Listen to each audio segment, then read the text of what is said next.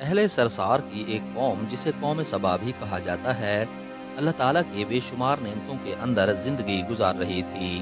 یہ قوم ایک عظیم تہذیب و تمدن کی مالک تھی۔ حضرت داؤد علیہ السلام اور حضرت سلیمان علیہ السلام کی باعظمت حکومت کے بعد ان کی حکومت زبان زد خاص و عام تھی۔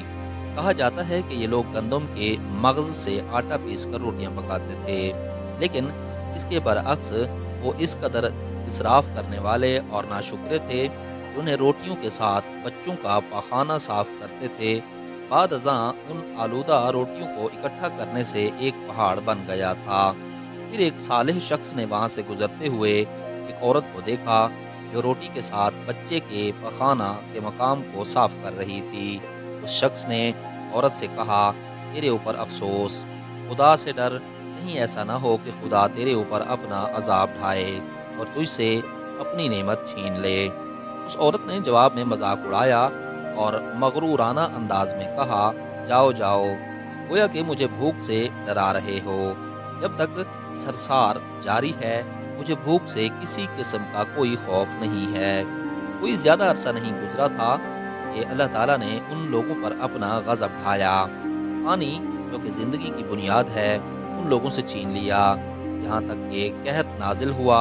بات یہاں تک پہنچ گئی کہ ان کی ذخیرہ کی ہوئی تمام غذا ختم ہو گئی۔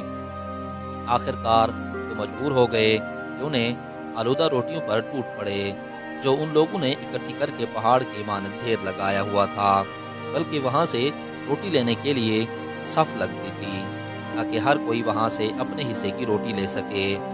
کفران نعمت، قحط اور ان کی بدحالی کے بارے میں متعدد روایات موجود ہیں۔ سورہ نحل کی آیت نمبر 112 اور 113 میں یوں ارشاد ہوتا ہے، اور اللہ نے اس بستی کی بھی مثال بیان کی ہے جو محفوظ اور مطمئن تھی۔ اس کا رزق ہر طرف سے باقاعدہ آ رہا تھا، لیکن اس بستی کے رہنے والوں نے اللہ کی نعمتوں کا انکار کیا تو خدا نے انہیں بھوک اور پیاس کا مزہ چکھایا، صرف ان کے ان اعمال کی بنا پر کہ وہ جو انجام دے رہے تھے۔ یقیناً ان کے پاس رسول آیا تو ان لوگوں نے ان کو جھٹلایا، تو پھر ان تک عذاب آ پہنچا کہ یہ سب ظلم کرنے والے تھے۔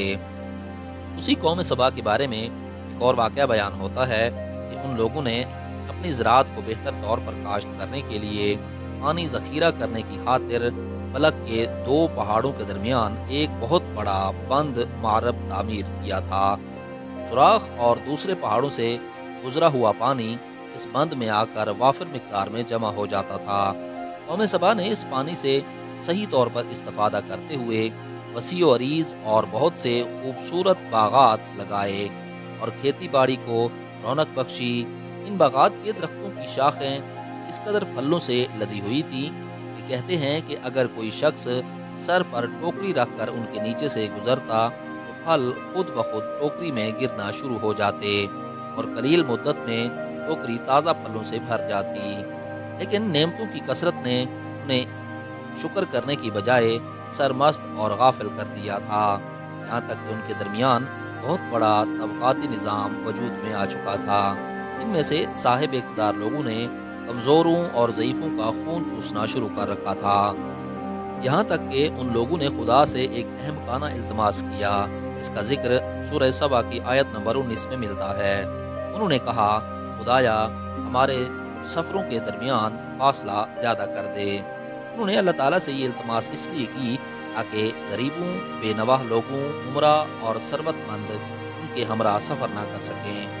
ان کی خواہش یہ تھی کہ آبادیوں کے درمیان خشکی ہو اور فاصلہ بہت زیادہ ہو تاکہ تہی دست اور کم آمدنی والے لوگ ان کی طرح سفر نہ کر سکیں۔ اللہ تعالیٰ نے ان مغرور پیٹ کے پجاریوں پر اپنا غضب نازل کیا۔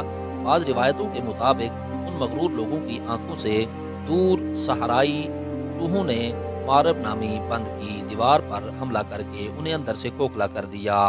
ادھر سے بارش زیادہ ہوئی جن کی وجہ سے سیلاب آ گیا اور اس بند میں پانی بہت زیادہ اکٹھا ہو گیا۔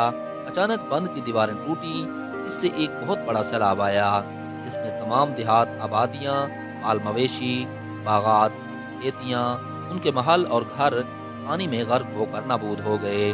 ان کے باغات اور زراعت میں سے صرف بیری کے درخت اور کچھ جھاڑیاں بچی تھی۔